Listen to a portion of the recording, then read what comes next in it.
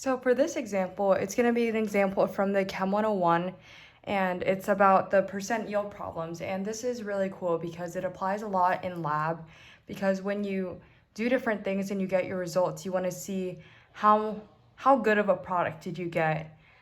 And so how you show that is by having a percent yield, dividing what you got divided by what you could have potentially gotten to see how much of 100% did you get.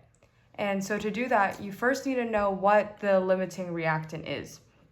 So in a problem, there's always going to be reactants, and there's always going to be a limiting reactant or an excess reactant. So how you determine that is you see, based on how many moles of each reactant you have, how much of the product you get. And the lesser number is how much you will actually get, because if you need oxygen and sulfur to make a product and you already run out of oxygen, there's no way you can make your product. So that's why it's the lower number is the one that is your theoretical yield. So your percent yield is going to be your actual over theoretical times 100. So for this one, they tell you that you have 2.2 moles of Xe and 2.0 moles of F2, and you're trying to make XeF4. So this is the product you're trying to make, and they already balanced the equation for you, which is super nice. So you can use those coefficients to see what the theoretical is. So let's see, 2.2 moles of Xe, and it's 1 to 1. So it's just 1 mole XeF4 over 1 mole of Xc. So your theoretical for that one will be 2.2 moles of XeF4. And for the second one, you get 2.0 moles of F2.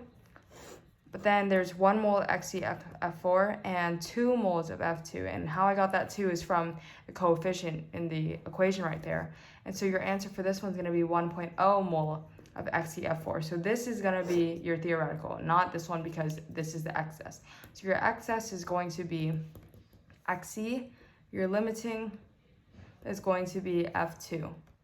And so how you know what your percent yield is by doing your actual divided by your theoretical. And they tell you in the problem is that you only end up with 0.25 moles of XeF4. So you divide that by the 1 mole of XeF4 times 100, and that'll give you 25%, which should be your answer.